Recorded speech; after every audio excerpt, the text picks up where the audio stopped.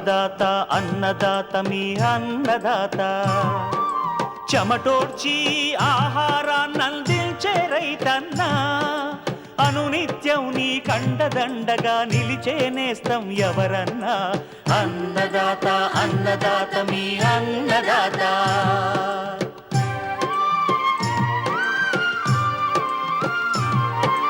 నూతన రీతుల సాగుబడికి నూరింతలు పెరిగే దిగుబడికి సూచనలిచ్చే సస్య రక్షణకు పశు పోషణకి శాస్త్ర విజ్ఞానం అందించి ముందుకు నడిపే తెలుగు రైతు భారతదేశానికి మకుటం అయ్యేలా తీర్చిదిద్దే ఆశయంతో మిమ్ము మేలు కొలిపేది అన్నదాత అన్నదాత అన్నదాత మీ అన్నదాత అన్నదాత అన్నదాత మీ అన్నదాత. అన్నదాత ప్రేక్షకులకు నమస్కారం. ఈనాటి ముఖ్యాంశాలు: వేసవి వేరుశనగ సాగులో యాజమాన్య పద్ధతులు, ట్రెల్లిస్ విధానంలో టమోటో సాగు, జామ దిగుబడులను నష్టపరుస్తున్న టీదోమ, పిండి నల్లి, తెల్లదోమ నివారణ, ఇంకా జై కిసాన్ వ్యవసాయ సమాచారం.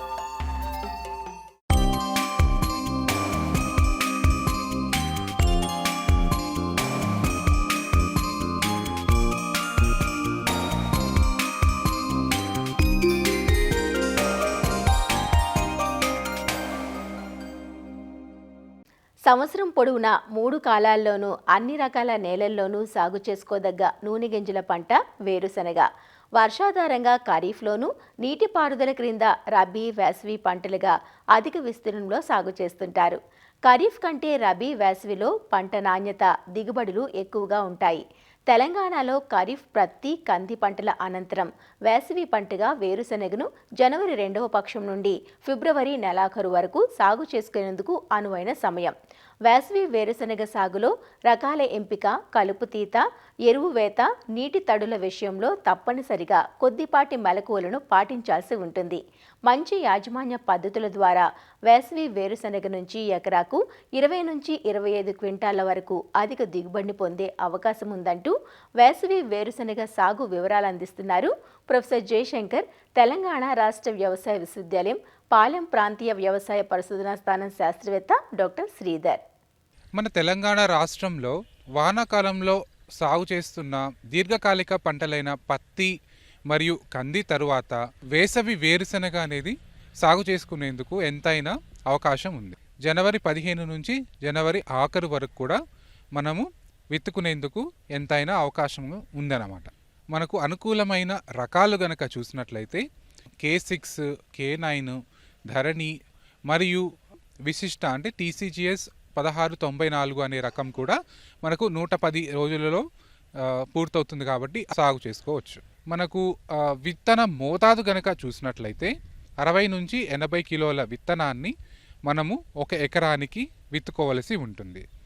సో వేరుశనగలో విత్తన శుద్ధి చేసుకోవటానికి మనము 1 ml ఇమిడాక్లోప్రిడ్ని 7 ml నీటిలో కలిపి కిలో విత్తనానికి మనం పట్టించవలసి ఉంటుంది. దీని తరువాత టెబుకొనజోల్ అని ఒక శిలీంద్రనాశినితోటి 1 గ్రాము 1 కిలో విత్తనానికి కలిపి మనం విత్తన శుద్ధి చేసుకున్నట్లయితే తొలి దశలో ఆశించే ఇటువంటి కుళ్ళు అన్నిటి కూడా మనము నివారించుకునేందుకు ఎంతైనా అవకాశం ఉంది. మనము మన పొలంలో గనక మొదటిసారి వేరుశనగ సాగును చేపట్టినట్లయితే మనము రైజోబియం అనే బ్యాక్టీరియాను కూడా మనము 200 గ్రాముల్ని మనము 1 ఎకరానికి సరిపోయే విత్తనానికి కలిపి పట్టించుకున్నట్లయితే గాలిలో ఉన్న నత్రజనిని స్థిరీకరించి మొక్కకు అందించడానికి అవకాశం ఉంటుంది. ఎంత దూరంలో విత్తుకోవాల్సి ఉంటుంది అంటే మనము సాలుకి మధ్య 22.5 సెంటీమీటర్లు మరియు మొక్కకి మధ్య 10 సెంటీమీటర్ల దూరంలో విత్తుకున్నట్లయితే వేరుశనగలో మనకు దిగుబడులు అనేవి బాగా ఉండటానికి అవకాశం ఉంటుంది. మనకు విత్తిన వెంటనే మనకు పెండిమిథాలిన్ అనే ఒక కలుపు మందునైతే 1 లీటర్ కానీ లేదా ఇప్పుడు మనకు కొత్తగా వచ్చిన డైక్లోజులామ్ అనే ఒక కలుపు మందునట్లయితే 12.4 గ్రాములు 200 లీటర్ల నీటిలో కలిపి విత్తిన 24 గంటల నుంచి 48 గంటల లోపు మనము తేమ నేలపై పిచికారీ చేసుకున్నట్లయితే మనకు తొలి దశలో అంటే 30 రోజుల వరకు కూడా కలుపు అనేది మొలకెత్తకుండా మనము వేరుశనగ పంటను మంచిగా గ్రో చేసుకోవడానికి అవకాశం ఉంటుంది. అలాగే మొలచిన కలుపును నివారించుకునేందుకు కూడా మనకు 20 రోజుల లోపు మనం చూసినట్లయితే మన పొలంలో గడ్డి జాతి ఎక్కువగా కలుపు ఉన్నట్లయితే మనకు క్విజలఫాప్ ఇథైల్ అనే మందును 400 మిల్లీలీటర్ ఒక ఎకరానికి 200 లీటర్ల నీటిలో కలిపి పిచికారీ చేసుకోవచ్చు. అలాగే వెడల్పాకు కలుపు ఎక్కువగా ఉన్నట్లయితే ఇమాజతపైర్ అనే మందును 300 మిల్లీలీటరు 200 లీటర్ల నీటిలో కలిపి పిచికారీ చేసుకున్నట్లయితే వెడల్పాకు కలుపును కూడా నివారించుకునేందుకు అవకాశం ఉంటుంది. సో ఇవే కాక అన్ని రకాల కలుపులు కనుక మనకు పొలంలో ఉన్నట్లయితే మనకు ఇమాజతపైర్ ప్లస్ ఇమాజమాక్స్ అనే మిశ్రమ కలుపు మందు అందుబాటులో ఉంది. ఇదైతే 40 గ్రాములు ఒక ఎకరానికి, లేదా ప్రాపక్విజఫాప్ ప్లస్ ఇమాజతపైర్ అనే మందు అయితే 800 ml. ఏవైనా సరే 2 నుంచి 4 ఆకుల దశలో కలుపు ఉన్నప్పుడు మొలిచిన కలుపుపై పిచికారీ చేసుకున్నప్పుడు మనకు నివారించుకునేందుకు అవకాశం ఉంటుంది. ఇంకొక ముఖ్యమైన అంశం మనకు పోషక యాజమాన్యం. సో మనము విత్తుకునేటప్పుడే మనకు అడుగు మందుగా మనకు 100 కిలోల సింగిల్ సూపర్ ఫాస్ఫేట్తో పాటుగా మనకు 33 కిలోల మ్యూరేట్ ఆఫ్ పొటాష్ను వేసుకోవాల్సి ఉంటుంది. అలాగే ఒక 18 కిలోల యూరియాని కూడా వేసుకోవాల్సి ఉంటుంది. అలాగే మన విత్తిన ఒక 30 రోజులకు తడి ఉన్నప్పుడు ఇంకొక 10 నుంచి 15 కిలోల యూరియాను వేసుకోవాల్సి ఉంటుంది. ఇంకొక ముఖ్యమైన పోషకం వేరుశనగలో ఏంటంటే గంధకం మరియు కాల్షియం. ఈ రెండు కూడా అందించడానికి 200 కిలోల జిప్సంను తొలిపూత దశలో ఊడలు దిగే ముందు ఒక ఎకరానికి వేసుకొని ఎగదోస్తే మనకు ఈ నేలలో గంధకము మరియు ఈ కాల్షియము మొక్కకి అంది ఆ మొత్తం కాయ కూడా నిండుగా నిండడానికి మరియు నూనె శాతం పెరగడానికి అవకాశం ఉంటుంది. సూక్ష్మ పోషక లోపాలు గనక మనము గమనించినట్లయితే ముఖ్యంగా ఐరన్ లోపం ఉన్నప్పుడు ఈ ఆకులన్నీ కూడా తెల్లగా పాలిపోవడానికి అవకాశం ఉంటుంది. ఈ ఐరన్ లోపం ఉన్నప్పుడు ఒక ఎకరానికి 1 కిలో అన్నబేదితో పాటుగా ఒక 10 గ్రాముల నిమ్మ ఉప్పును కలిపేసి పిచికారీ చేసుకున్నట్లయితే ఈ ఐరన్ లోపంను కూడా మనం నివారించుకోవచ్చు. అలాగే ఇంకొకటి వేసవి వేరుశనగలో నీటి యాజమాన్యం కూడా చాలా ఇంపార్టెంట్. సో దీనికి మనము విత్తుకునేటప్పుడు సరైన తేమతో మనం విత్తుకోవాల్సి ఉంటుంది. తర్వాత మనము ఎట్టి పరిస్థితుల్లోనూ కూడా మొదటి తడిని 20 రోజుల తర్వాతనే ఇవ్వవలసి ఉంటుంది. తర్వాత తడిని మనకు వాతావరణ పరిస్థితులు బట్టి మరియు నేల రకాన్ని బట్టి ఒక వారం నుంచి 10 రోజుల వ్యవధిలో మనము స్ప్రింక్లర్ సహాయంతో మనము తడి గనక ఇచ్చుకున్నట్లయితే మనకు వేరుశనగలో దిగుబడులు నష్టపోకుండా ఉంటాము. అలాగే మనము కోతకు ఒక 3 నుంచి 4 రోజుల ముందుగా మనము నీరుని ఆపివేయాల్సి ఉంటుంది. అలాగే ఇసుక నేలలు గనక ఉన్నట్లయితే మనకు ఈ డిగ్గర్ల సహాయంతో కూడా మనకు ఈ వేరుశనగను మనం కోత చేపట్టగలిగి మనకు దిగుబడులు అనేవి తగ్గకుండా ఉండటానికి ఎంతైనా ఆస్కారం ఉంటుంది.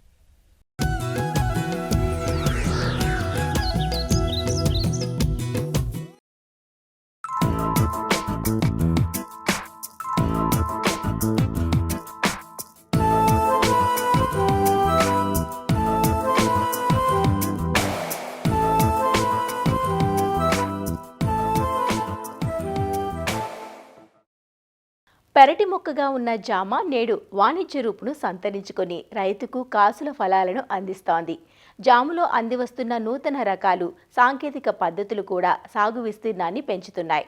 ముఖ్యంగా అధిక సాంద్ర పద్ధతిలో సాగు చేసేటప్పుడు అధిక ఫలసాయం పొందడంతో పాటు శాస్త్రీయ యాజమాన్య పద్ధతులు పాటించని తోటల్లో చీడపీడల సమస్యలు కూడా పెరుగుతున్నాయి. ఇందులో ముఖ్యంగా తెల్లదోమ, పిండి నల్లి, టీ దోమ నష్టం ఎక్కువగా ఉంది. అందున టీ దోమ వల్ల కాయలపై గజ్జిలాంటి మచ్చలు ఏర్పడి చూడటానికి బాగుండవు. జామును నష్టపరుస్తున్న టీ దోమ, పిండి నల్లి, తెల్లదోమ పురుగుల లక్షణాలు, నివారణ గురించిన సూచనలు అందిస్తున్నారు శ్రీ కొండా లక్ష్మణ్ ఉద్యాన విశ్వవిద్యాలయం సంగారెడ్డి ఫల పరిశోధనా స్థానం శాస్త్రవేత్త డాక్టర్ మౌనిక. మనకి తెలంగాణ మరియు ఆంధ్ర ప్రాంతాలలో జామ అనేది మనకి కోతకొచ్చే కాలంలో ఉందండి. మనం ఈ మధ్య కాలంలో చూసుకున్నట్టయితే మనకి తెలంగాణ మరియు ఆంధ్రాలో ఈ మధ్య కాయల మీద మచ్చలు ఏర్పడడం వల్ల రైతులకి చాలా నష్టం కలుగుతుందండి. ఈ తెగుల్ని కనుక మనం గమనించినట్టయితే జామకాయలు ఎప్పుడైతే మనకి పక్వానికి కోతకి వస్తాయో ఆ సమయంలో మనము గోధుమ రంగు గుండ్రటి వలయాకారపు మచ్చల్లాగా మనం ఈ కాయల మీద గమనించడం జరుగుతుందండి. దీన్నే మనము గజ్జి మచ్చలు అని అంటాము.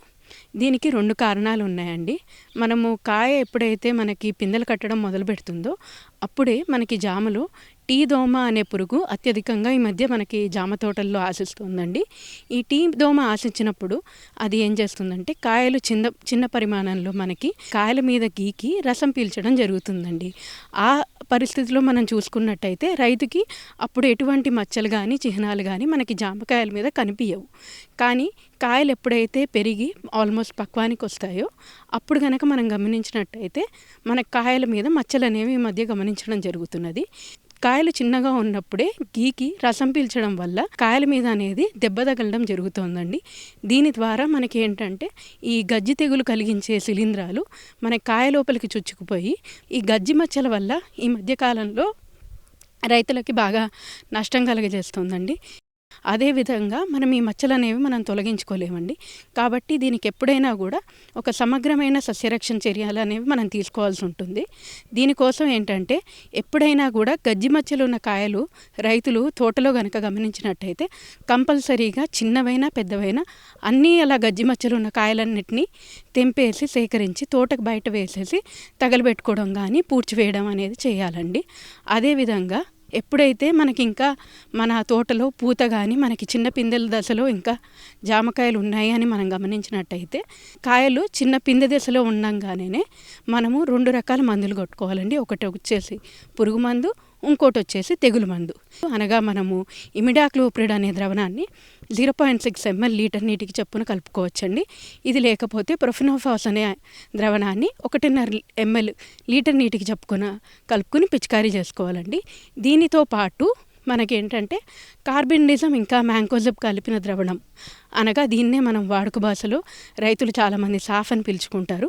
దీన్ని మనం ఏంటంటే 2 గ్రాములు లీటర్ నీటికి చొప్పున కలుపుకొని ఈ పురుగు మందు ఇంకా తెగులు మందు కలిపిన మిశ్రమం పిందెల పరిమాణంలో ఉన్నప్పుడే ఒక పిచికారీ చేసుకోవాలండి. అవసరాన్ని బట్టి ఒక 10 నుంచి 15 రోజుల వ్యవధిలో 2 నుంచి 3 పిచికారీలు చేసుకున్నట్టయితే గజ్జి తెగులు అనేది ముందస్తుగా రాకుండానే మనం చెట్లను కాపాడుకోవచ్చు. అదేవిధంగా ఇంకో ముఖ్యమైన విషయాన్ని గుర్తుపెట్టుకోవాలండి. కాయలు ఎప్పుడైనా కూడా పక్వానికి వచ్చిన తర్వాత 30 రోజుల ముందు నుంచి మన పిచికారీలు అనేవి ఆపేసుకోవాలి. జామలో మనం చూసుకున్నట్టయితే 2 అత్యధికంగా రసం పీల్చే పురుగులు మనం గమనించడం జరుగుతుందండి. ఒకటి వచ్చేసి తెల్ల సుడిదోమ. ఇది మన ఆకుల కింద భాగంలో మనకి ఏంటంటే గుడ్లని గుండ్రాకారంలో పెట్టుకుంటూ వచ్చి గుడ్ల నుంచి మనకి తల్లి పురుగులు అనేవి పుట్టి అవి ఆకులను గీకి రసం పీల్చడం అనేది జరుగుతుందండి. అదే రకంగా మనము పిండి నల్లి అనేది కూడా మనకేంటంటే కాయల మీద కానీ లేత చిగురు మీద కానీ లేత ఆకుల మీద కూడా మనం ఆకర్షితం అవ్వడం చూస్తూ ఉంటాము. ఇది కూడా మనకేంటంటే ఆకుల మించి కానీ పూరెమ్మల మించి కానీ గీకి రసం పీల్చడం జరుగుతుందండి. మనకి ఈ రసం పీల్చే పురుగులు మనకి గీకి రసం పీల్చినప్పుడు తేనె వంటి వర్ణాన్ని మనకి ఆకుల మీద కానీ పూరెమ్మల మీద కానీ విసర్జించడం జరుగుతుందండి. దీని విధంగా మనకేమవుతుందంటే ఈ విసర్జించిన పదార్థం మీద మనకి మసిమంగ అనేది ఏర్పడి మన ఆకులు మొత్తం కూడా నల్లగా మసిపట్టినట్టుగా అనిపిస్తాయి. ఆకుల మీద ఈ నల్లటి పదార్థం ఉండడం వల్ల సూర్యరశ్మి సరిగ్గా తీసుకోలేకపోయి మనకి కాతా పూత అనేది బాగా తగ్గుతుందండి. కనుక రైతులు కంపల్సరీగా ఈ రసం పీల్చే పురుగులను కనుక మనం గమనించినట్లయితే మన అసిఫేట్ అనే ద్రవణం 1.5 గ్రాము లీటర్ నీటికి చొప్పున కలుపుకొని పిచికారీ చేసుకుంటే ఈ పిండి నల్లిని కానీ ఈ తెల్ల సుడిదోమను కానీ మనం నివారించుకోవచ్చండి. అదేవిధంగా మనకి ఈ మసిమంగ అనేది ఒకవేళ అత్యధికంగా ఉంది మన ఆకుల మీద చెట్టు మొత్తం నల్లగా అయిపోయినట్టు అనిపించినట్లయితే మనము గంజి ద్రవణం అదే మన ఏదైతే మనం బట్టలకు పెట్టుకునే గంజి ద్రవణం ఉంటుందో అదొక 2% నీటిలో కలుపుకొని మనం పిచికారీ చేసుకున్నట్లయితే ఏమవుతుందంటే ఈ గంజి వల్ల ఈ మసిమంగ అనే శిలీంధ్రం మనకి ఆ గంజి ద్రవణంతో పాటు విరిగిపోయి మొత్తం మన ఆకుల నుంచి కిందకి రాలిపోతుంది. అదేవిధంగా ఒకవేళ మనకి వర్షపాతం ఉంటే కనుక మనకి ఈ మసిమంగ అనేది న్యాచురల్గానే నివారించుకోవచ్చండి.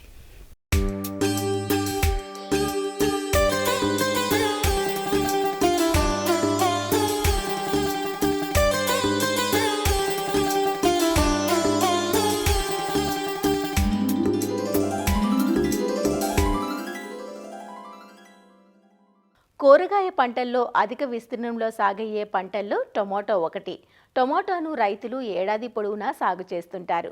ఒక సీజన్లో ధరలు పతనమై నష్టాలను మిగిల్చిన తరువాతి సీజన్లోనైనా ధర కలిసి వస్తుందనే ఆశ రైతులను సాగు దిశగా నడిపిస్తోంది. టొమాటోలో ట్రెల్లిస్ సాగు విధానం రైతుల ఆదరణకు నోచుకుంటోంది. సాధారణ పద్ధతిలో కొమ్మలు క్రిందకు వాలిపోయి కాయలు నేలను తాకడం వల్ల కాయల్లో పగుళ్లు ఏర్పడటం, కాయకుళ్ళు, మొదలు కుళ్ళు వంటి తెగుళ్లు ఆశించడం వంటి నష్టాలు జరుగుతూ ఉంటాయి. దీనివల్ల కాయ నాణ్యత, దిగుబడి తగ్గిపోతుంది. అలా కాకుండా టొమాటోకు ఆధారం కల్పించి ట్రెల్లిస్ విధానంలో నిలువు పందిళ్లకు ప్రాకిస్తే మొక్కలు చక్కగా ఎదగడమే కాదు, మంచి దిగుబడులు సాధించే అవకాశం ఉంటుంది. ఈ విధానంలో కాయ నాణ్యత, పరిమాణం బాగుంటుంది.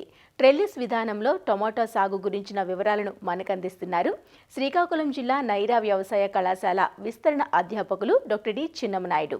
కూరగాయల పంటల్లో టమాటో ఒక ప్రధానమైన పంటగా చెప్పుకోవచ్చు. ఇంచుమించు అన్ని సీజన్లో కూడా వేసుకోదగ్గ పంట. టమాటా పంటని నాటిన తర్వాత అవి పెరుగుతుంటాయి. ఆ కొమ్మలు కానీ వచ్చేవన్నీ కూడా భూమి మీదే పాకుతుండడం అనేది మనం గమనిస్తాం. ఇలాంటప్పుడు ఏమవుతుందంటే భూమిలో తేమ ఉండడం వల్ల ఈ కాయలు ఏవైతే నేలకు తాకుతున్నాయో అక్కడ శిలీంధ్ర తెగుళ్ళు ఆశించి కాయకుళ్ళు తెగులు ఎక్కువగా రావడం కూడా మనం గమనిస్తున్నాం. శిలీంధ్ర తెగుళ్ళు చాలా సమస్యలు. అలాగే ఇతరితరాగా కూడా పంట యాజమాన్యం సులువు అవ్వాలనుకుంటే రైతు సోదరులు మామూలు సాధారణ పద్ధతి భూమి మీద మొక్క పడిపోయి పాకేట్ పద్ధతి కాకుండా ట్రెల్లిస్ పద్ధతిలో టమాటాను సాగు చేసుకోవడం ఎంతైనటువంటి అవసరం. ట్రెల్లిస్ పద్ధతి ఏంటంటే మొక్కని భూమి మీద పడకుండా ఈ తీగల సహాయంతో మొక్కను నిలబడే విధంగా చేసేటువంటి సాగు యాజమాన్యం. ఈ విధంగా చేయడం వల్ల వచ్చేటువంటి లాభాలు, ఒకటి మొక్క కాయ తయారవుతున్నప్పుడు కానీ ఈ శిలీంధ్ర తెగులు బాగా తగ్గిపోతాయి. ఎందుకంటే భూమి మీద పడకుండా ఉంటుంది కాబట్టి భూమి నుంచి వచ్చేటువంటి శిలీంధ్రాలు రాకుండా ఉండి ఆరోగ్యకరమైనటువంటి నాణ్యమైనటువంటి టమాటో దిగుబడిని తీసుకోవడానికి ఆస్కారం ఉంటుంది. సాధారణ పద్ధతుల్లో చూసినప్పుడు ఒక మొక్క నుంచి 1.5-2 కేజీలు వస్తే ఈ ట్రెల్లిస్ పద్ధతిలో చేసినప్పుడు 3.5 నుంచి 4 కేజీలు, అంటే సుమారుగా 1.5 కిలో నుంచి 2 కిలోల వరకు కూడా అదనంగా దిగుబడి పెరిగేటువంటి ఆస్కారం ఉంటుంది. ఈ టమాటో చూసుకుంటే మనం 2.5 అడుగులు దూరంలో వరుసలుగా నాటుతుంటారు. ఎప్పుడైతే ట్రెల్లిస్ పద్ధతిలో మనం ఈ టమాటాను సాగు చేస్తున్నామో ఏవైనా మందులు పిచికారీ చేసుకోవాలనుకుంటే చాలా సులువుగాను వరుసల మధ్యలో నడుచుకుంటూ వెళ్ళి ఈ మందుల్ని సులువుగా మొక్క అంతా తడిచే విధంగా పిచికారీ చేసుకోవడానికి ఆస్కారం ఉంటుంది. పంట కోత సమయంలో కూడా కోతలు కోసుకునేటప్పుడు కూడా ఏ కాయ తీసుకోవాలి, ఏ కాయ వదిలేయాలి, పచ్చికాయ, పండుకాయ, సరైన కాయని ఎంపిక చేసుకొని కోత కోసుకోవడానికి కూడా సులువుగా ఉంటుంది. అదేవిధంగా ఈ గాలి వెలుతురు సక్రమంగా తగులుతుంది కాబట్టి ఈ పురుగులు కానీ తెగుళ్ళు కానీ ఆశించకుండా ఉండి ఈ పురుగు మందులు లేదా తెగులు మందుల మీద పెట్టే ఖర్చును కూడా తగ్గించుకోవడానికి ఆస్కారం ఉంటుంది. ఈ ట్రెల్లిస్ పద్ధతి ఏ విధంగా చేసుకోవాలని చూస్తే నాటిన తర్వాత మొక్క నిలదొక్కున్న తర్వాత ఒక 10, 20, 25 రోజుల సమయంలో ఈ ట్రెల్లిస్ పద్ధతిని ప్రారంభించుకోవాలి. దీనికోసం ఏంటంటే ఏ వరుసలో అయితే మనం టమాటా నాటుతామో అదే వరుసలో ఈ వరుస మొదలైనప్పుడు ఒక వెదురుకర్ర, బలమైన ఎదురుకర్ర వేసుకోవాలి. అలాగే వరుస చివర కూడా ఒక బలమైనటువంటి ఎదురుకర్రని భూమిలోకి 1 అడుగు లోతు వరకు బలంగా ఉండే విధంగా పాతుకుంటాం. ఈ మధ్యలో ఏంటంటే ప్రతి 6 అడుగులకి ఒక ఎదురుకర్ర కానీ కట్టెని కానీ నాటేస్తారు. తర్వాత ఏం చేస్తారంటే మొదటి దశలో భూమట్టం నుంచి ఒక 6 అంగుళాల ఎత్తులో ఒక ప్లాస్టిక్ వైర్ని మొక్కని 2 వైపులా కొమ్మల్ని సపోర్ట్ ఇస్తూ ముందు కడతాం. తర్వాత ఏం చేస్తామంటే ఈ పాతిన కొయ్యలన్నిటికి కూడా ఈ జిఏ వైర్, కొంచెం బలంగా ఉండేటువంటి జిఏ వైరు ఒక 4.5 నుంచి 5 అడుగుల ఎత్తులో మొదటి కట్టెకు చివరి కట్టెకి కలుపుకుంటూ మధ్యలో ఉన్నటువంటి కట్టెలను కలుపుతూ జిఏ వైర్ కట్టేస్తాం. కట్టిన తర్వాత ఈ మొక్క పెరుగుతున్నటువంటి ఏదైతే మొక్క పెరుగుతుందో దాని తల కొమ్మలు పెరుగుతున్నటువంటి పొడవుగా ఉండే కొమ్మల్ని పురుకొస సహాయంతో వాటిని ముడిచేసి ఈ పైన కట్టినటువంటి తీగ కట్టుకుంటూ వెళ్తాం. ఇలాగ ఈ విధంగా కొమ్మ పెరుగుతున్న కొద్దీ కొత్తగా పురుతాలతో ఈ కొమ్మల్ని ఏ కొమ్మ అయితే బలంగా ఉంటుందో ఆ కొమ్మలన్నింటినీ కూడా పైకి కట్టుకుంటూ వెళ్ళిపోతాం. ఈ విధంగా చేయడాన్నే మనం ట్రెల్లిస్ పద్ధతి అంటాం. కాబట్టి ఈ విధంగా చేసుకోవడానికి మనకి కట్టెల ఖర్చు, అలాగే తీగ ఖర్చు, పురుకోస ఖర్చు మొదట్లో కొంచెం ఎక్కువ ఉంటుంది. కాకపోతే ఖర్చుతో చూసుకుంటే దిగుబడి పరంగా మనకి నాణ్యత పరంగా కానీ మార్కెట్లో వచ్చే ధరల పరంగా చూస్తే ఒక మొక్కకి ఈ ట్రెల్లిస్ కట్టడానికి ₹1.5 నుంచి ₹2 ఖర్చు అవుతుంది ఎక్స్ట్రా. మిగతా యాజమాన్య పద్ధతులతో చూసుకుంటే ఈ ట్రెల్లిస్ కోసం ఒక ₹2 అదనంగా మనం ఖర్చు పెట్టాలి. కానీ దిగుబడి పరంగా మనకి 1.5 నుంచి 2 కిలోలు అంటే తక్కువగా మనకి కిలో ₹8, ₹10 వేసుకున్నా కానీ ఒక మొక్క నుంచి మనకి ₹20 వచ్చేటువంటి అవకాశం ఉంటుంది. ఈ విధంగా దిగుబడి పెరగడానికి ఈ ట్రెల్లిస్ పద్ధతి ఉపయోగపడుతుంది. కాబట్టి మొదట్లో ఖర్చులు ఉన్నా కానీ మనకి చివరిలో నికరాదాయం పెరిగేటువంటి పద్ధతి కాబట్టి ఈ ట్రెల్లిస్ పద్ధతిని రైతు సోదరులు తప్పనిసరిగా పాటించాలి. అదేవిధంగా ఈ కట్టెలు భూమిలో పాతేటువంటి భాగం ఏదైతుందో దానికి బ్లాక్ తారు ఉంటుంది కదా, అది కనుక పూసి కనుక మనం భూమిలో నాటితే చెదలు పట్టకుండా ఉండి తదుపరి కూడా 1 సంవత్సరం కాకుండా 3-4 సీజన్లో కూడా అవి ఉపయోగించుకోవడానికి ఆస్కారం ఉంటుంది. కాబట్టి ఈ రైతు సోదరులు ఈ ట్రెల్లిస్ పద్ధతిని చేసేటప్పుడు ఈ జాగ్రత్తలు తీసుకోవచ్చు.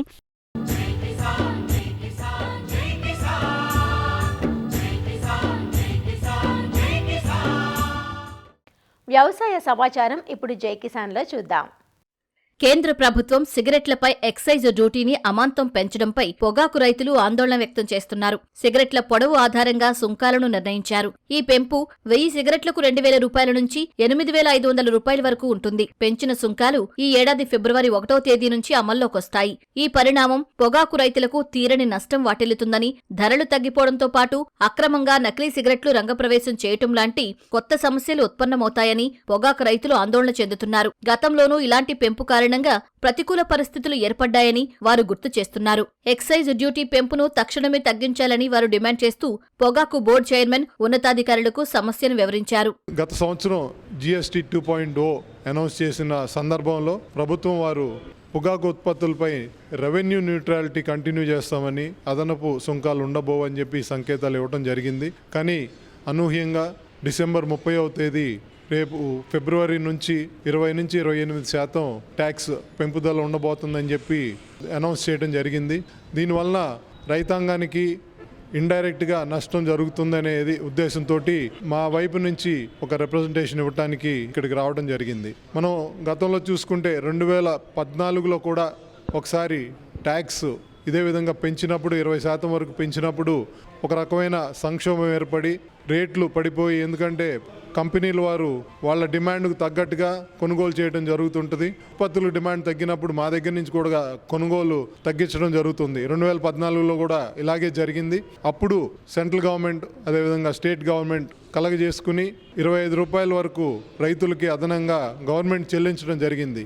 ఇప్పుడున్న పరిస్థితుల్లో అదే విధంగా పెంపుదల జరిగితే ఇప్పుడున్న కాస్ట్ ఆఫ్ కల్టివేషన్ ప్రకారం కనీసం 60-70 రూపాయలు ప్రభుత్వం నుంచి ఇవ్వాల్సిన పరిస్థితి ఏర్పడుతుంది. పొగాకు ఉత్పత్తులు ఎక్స్పోర్ట్ పైన చాలా ఆధారపడి ఉన్నాయి. గత కొన్ని సంవత్సరాలుగా బ్రెజిల్ కానివ్వండి, జింబాబ్వే కానివ్వండి, కొన్ని ఆఫ్రికా దేశాలు వాళ్ళ ఉత్పత్తి బాగా పెంచుకోగలిగినాయి. అటు ఎక్స్పోర్ట్ పరంగా మనకి మార్కెట్ తగ్గిపోయి డొమెస్టిక్గా కూడా పొగాకుకి డిమాండ్ తగ్గినప్పుడు రైతుల పరిస్థితి చాలా దారుణంగా ఉంటుందని చెప్పి మేము భయపడతా ఉన్నాం. సిగరెట్ల తయారీకి వర్జీనియా పొగాకును ఎక్కువగా ఉపయోగిస్తారు. మన దేశంతో పాటు విదేశాలకు అధికంగా పొగాకును ఎగుమతి చేస్తారు. ఏటా సుమారు 225 మిలియన్ కిలోల పొగాకు ఎగుమతి అవుతుంది. 2025 డిసెంబర్ 31న సిగరెట్లపై ఎక్సైజ్ డ్యూటీని కేంద్ర ప్రభుత్వం పెంచింది. పొగాకు వినియోగాన్ని పరిమితం చేయడానికి కేంద్రం ఈ తరహా నియంత్రణ చర్యలు తీసుకుంది. అయితే ఈ నిర్ణయం పొగాకు రైతులకు ఆశానిపాతంగా మారింది. ఒక్కసారిగా ఎక్సైజ్ డ్యూటీ పెంపును పెంచటం వల్ల పొగాకు వ్యాపారం, సిగరెట్ తయారీ పరిశ్రమలు, ఎగుమతిదారులు ఈ నిర్ణయంతో ప్రభావితమవుతారు. దీంతో పొగాకు ధరలు ఒక్కసారిగా పతనమయ్యే ప్రమాదం ఉందని రైతులు ఆందోళన చెందుతున్నారు. ఈ కేంద్ర ప్రభుత్వం ప్రకటించిన పిడుగు లాంటి వార్త అదిని ఆ రైతాంగం అంతా తాసులయ్యే పరిస్థితి అయిపోయిందండి. ఈ 40% GST అని, అడిషనల్గా ఇంకా ఎక్సైజ్ డ్యూటీలని, ఇవి మా రైతాంగం మీద తీవ్ర దుష్ప్రభావం చూపించే అవకాశం ఉందని చెప్పి మేము భారీ భయపడుతున్నామండి. మా పొగాకు మీద VFC పొగాకు మీద ఇది ఒక ప్రాపకాండ అయిపోయి మాకు గవర్నమెంట్ వైపు నుంచి సపోర్ట్ కూడా పెద్దగా లభించట్లేదండి. మాకు ఏ ఆల్టర్నేట్ పంట లేని పరిస్థితుల్లో మేము ఈ పొగాకు పంటనే నమ్ముకొని ఇదే మా జీవనాధారమై దీన్నే నమ్ముకొని ఇది అవుతూ ఉన్నాం. ఈ స్మగ్లింగ్ సిగరెట్లు వచ్చి మన దేశంలో అమ్మటం మూలన ఆల్రెడీ ఈ దేశీయంగా వాడే పొగాకు మీద మాకు తీవ్రంగా ఎఫెక్ట్ తగులుతూ ఉంది. ఇప్పుడు ఈ ట్యాక్సులు పెరిగి ఇంకా సిగరెట్ రేట్ పెరిగే కొంది మా పొగాకు కన్జ్యూమ్షన్ ఇంకా దేశీయంగా వాడే అవకాశం తగ్గిపోద్దండి. దాని మూలన మాకు మార్కెట్ ఉండదేమోనని మేము భయాందోళనకు గురవుతున్నాం. ఈ పెన్షన్ సునకాల వల్ల రైతు భారీగా నష్టపోతాడండి. దీన్ని బట్టి మమ్మల్ని గవర్నమెంట్ వారు అందరికీ మాకు సపోర్ట్ చేసి మమ్మల్ని ఒడ్డులో అవుతారని మనస్ఫూర్తిగా కోరుకుంటాం. ఆంధ్రప్రదేశ్లో వర్జీనియా పొగాకు ఎక్కువగా ప్రకాశం, నెల్లూరు, పశ్చిమ గోదావరి జిల్లాల్లో సాగవుతుంది. ఈ ప్రాంతాల్లో పొగాకు మాత్రమే జీవనాధారమని, ఇతర పంటలు పండించలేని పరిస్థితి ఉందని పొగాకు రైతులు చెబుతున్నారు. అందువల్ల సిగరెట్లపై ఎక్సైజ్ డ్యూటీ పెంపును విరమించాలంటూ రైతులు డిమాండ్ చేస్తున్నారు. మరిన్ని విభిన్న అంశాలతో రేపటి అన్నదాతలో మళ్ళీ కలుసుకుందాం. నమస్కారం. అన్నదాతలు తమ సందేహాలు, సమస్యలను 18004254085 టోల్ ఫ్రీ నంబర్లో ఉదయం 10 నుంచి 11 గంటల మధ్య పని దినాలలో సంప్రదించగలరు. ఈ కార్యక్రమాన్ని యూట్యూబ్లో www.youtube.com/అన్నదాత ఈటీవీ లింక్ ద్వారా వీక్షించవచ్చు.